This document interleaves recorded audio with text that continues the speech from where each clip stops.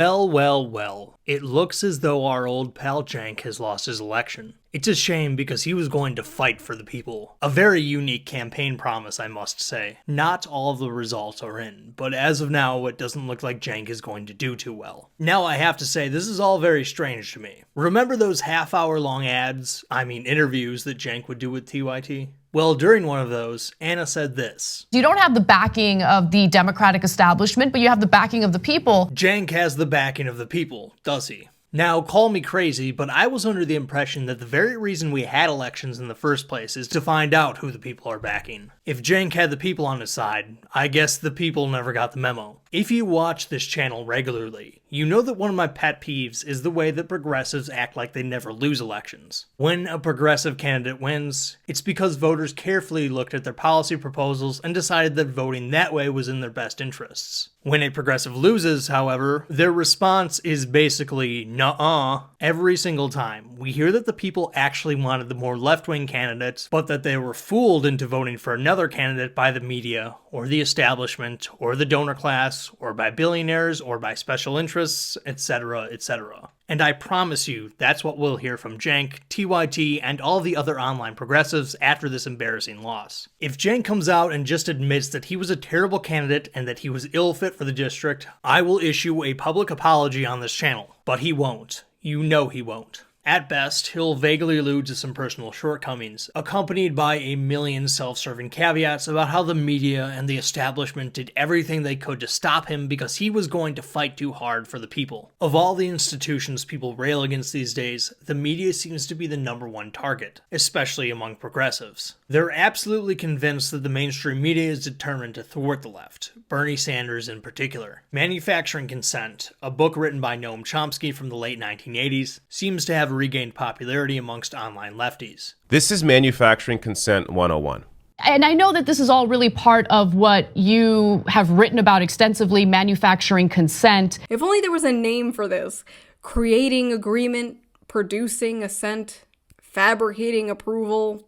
Whatever, we'll think of something. I have not read the book, but as I understand, the basic premise is that the current stakeholders in the status quo have selected a media that will only serve to reinforce their hold on power. Therefore, the mainstream media will always be hostile towards progressives, because the people who work for news outlets were selected to resist change and to protect the powerful. If you've been paying attention to news as long as I have, you probably recognize this argument. It's more or less the same argument conservatives have made about the liberal media for decades. Fundamentally, what's the difference between these two things? The decisions it's not a conspiracy where they write a memo and they tell you. No. It's the decisions are made in the selection process.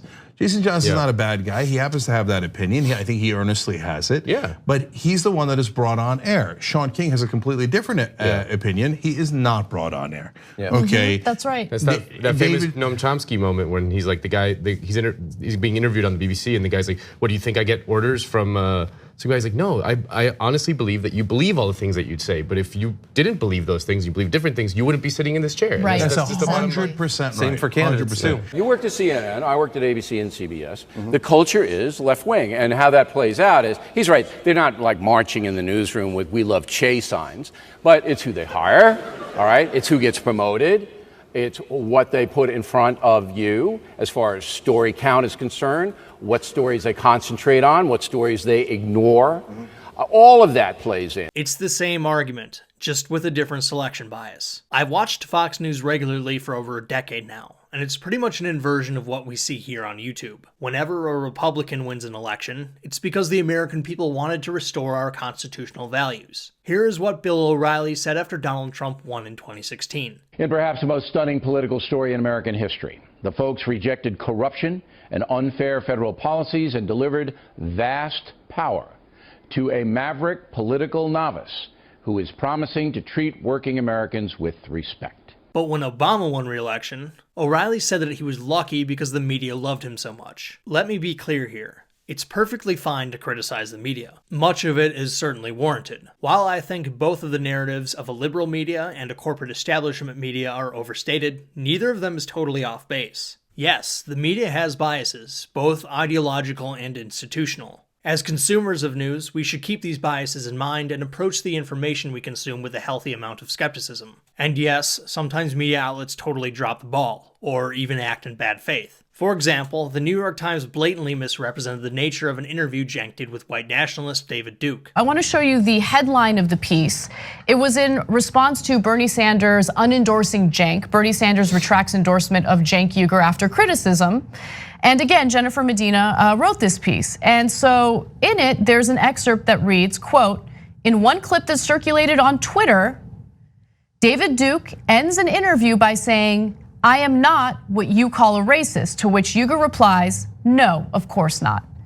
Now, when Cenk said no, of course not, if you watch the full video, if you watch just that snippet of the video, it is abundantly clear that he's being dismissive and sarcastic toward David Duke. The Times later issued a correction, as they should have. So yeah, Cenk has a legitimate grievance here. I have to say though, it's hard for me to feel bad for him given the sort of things he says on a regular basis. A couple of weeks ago, the Drudge Report reported that Mike Bloomberg was considering Hillary Clinton as a running mate. The next day, Cenk tweeted out, "This rumored Bloomberg Hillary ticket is a cable news host's dream and would-be electoral nightmare. Voters, we do not like the establishment media. But what if we combined most establishment politician of all time who already lost to Trump with a billionaire?" Cenk sent this tweet out on a Sunday at around noon Central Time. That week, like I do every week, I watched all 5 of the Sunday morning news shows, which is probably the best sampling of establishment media you can get. Absolutely no one said this. It didn't even come up. You know why? Because it was fake news. The Bloomberg campaign denied that they were even considering VP running mates just a few hours after Drudge posted the story. Yet somehow, Cenk was able to characterize the entire media's position. There was also the way that Cenk reacted to the LA Times' editorial board's endorsement of one of his opponents, Christy Smith.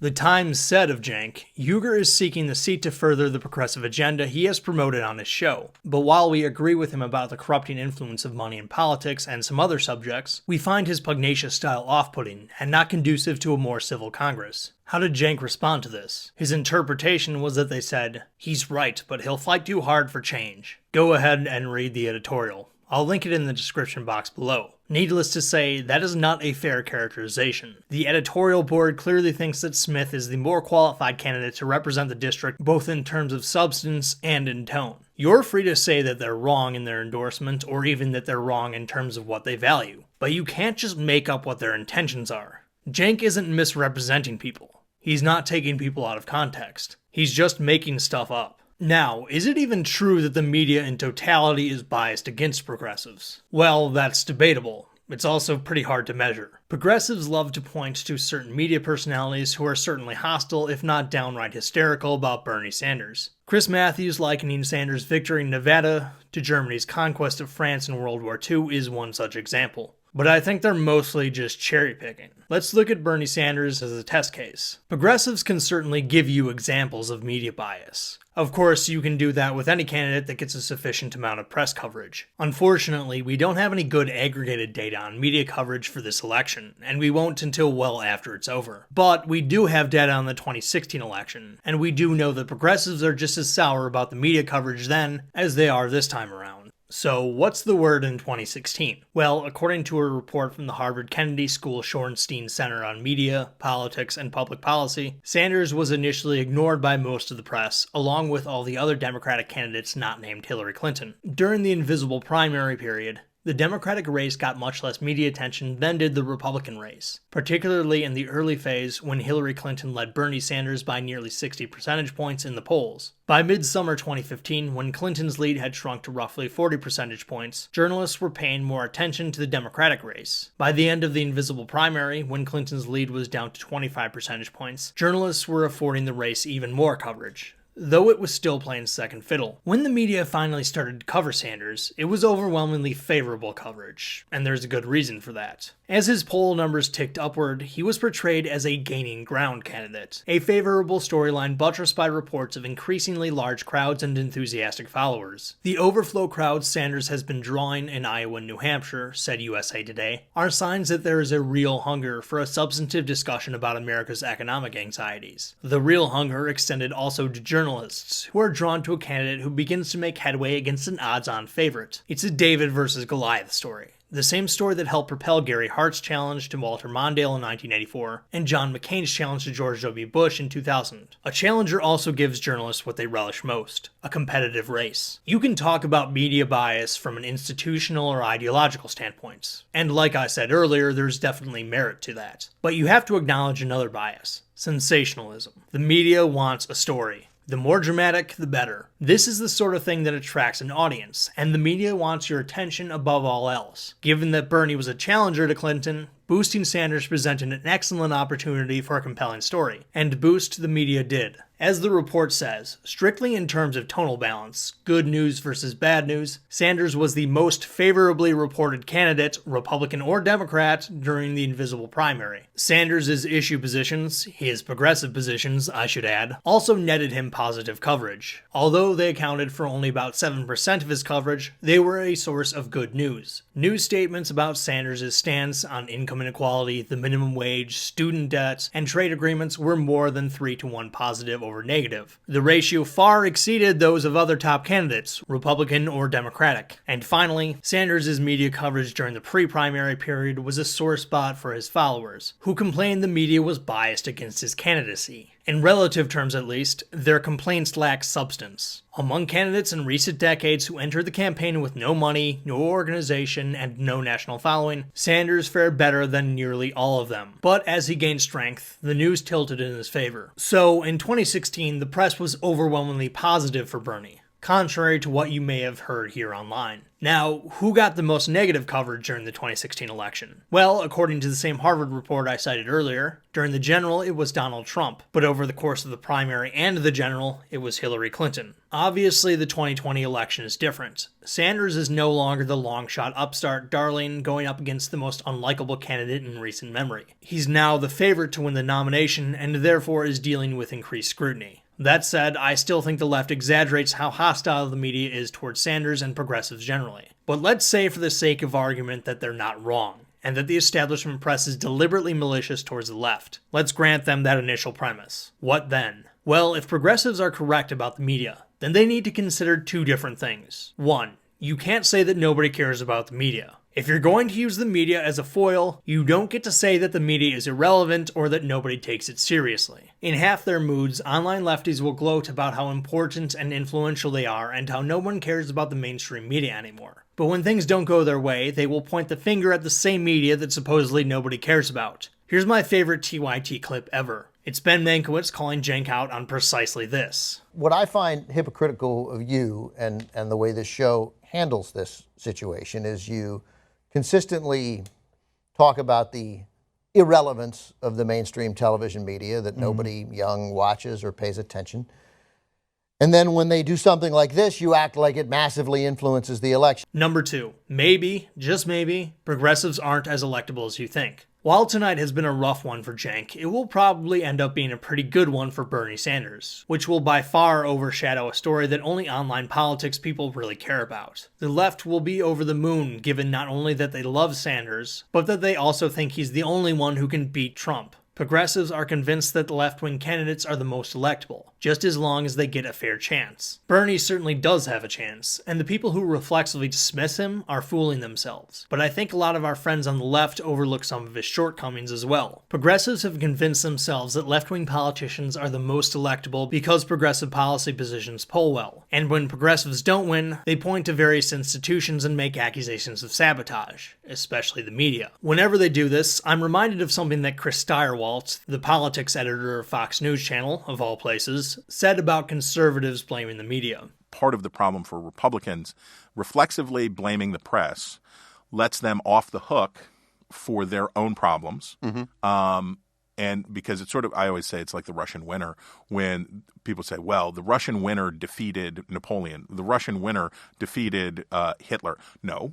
They have the winner every year in Russia. Your job is to know that that's true. Right. Russians defeated those armies, right, not their winner, and the ill prepare of the others. Whenever I hear Republicans complain about media bias, it's like, yep, bro. Yeah. Progressives are correct that when people are asked what they think about left-wing positions in the abstract, most of them respond positively. The problem is, people do not vote in the abstract. Cenk already called the 2020 election rigged months ago because of the media. He also maintains that Bernie is the most electable. If the media coverage a candidate gets is important, which it is, and if the media hates Bernie, as progressives claim, and will therefore give him bad media coverage, to what extent is Bernie the most electable? If you're going to insist that the media rigs elections for candidates they like, then isn't the most electable candidate the one the press likes the most? Progressives insist that Medicare for All is a political winner. In fact, they blame Elizabeth Warren's decline in the polls on her abandoning it. Yet, they get all bent out of shape when Democratic candidates go after it and the mainstream media doesn't correct them. And by correct them, I mean spit out progressive talking points.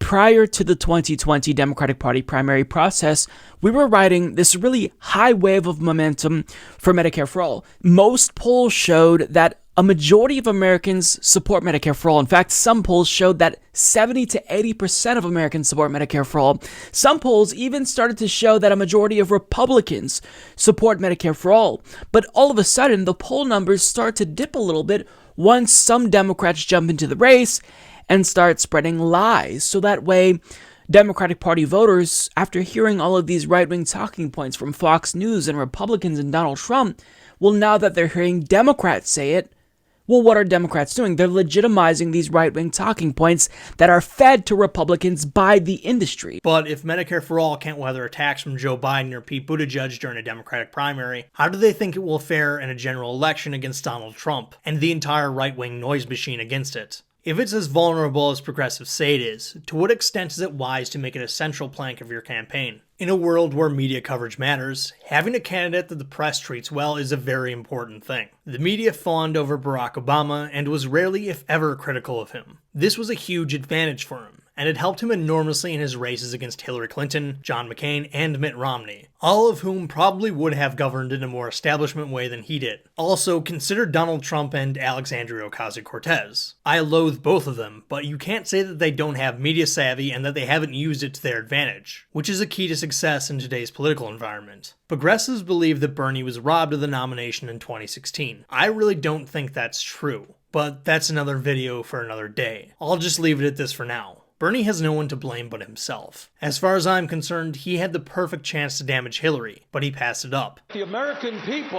are sick and tired of hearing about your damn emails. Thank you. Me too. Me too.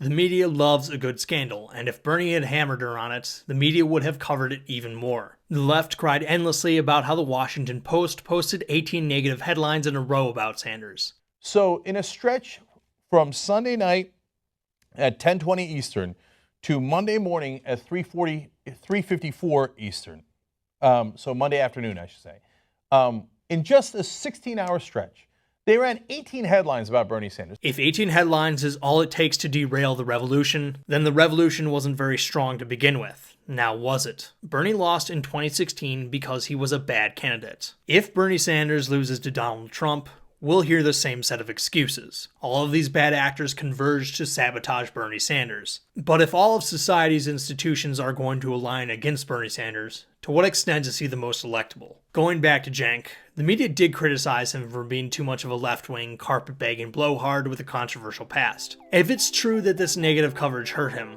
then I guess he wasn't a very good candidate, now was he? Of course, if the people of California's 25th district really wanted a progressive fighter like Cenk insisted they did, then things would have gone differently. But they didn't. Sorry, Cenk.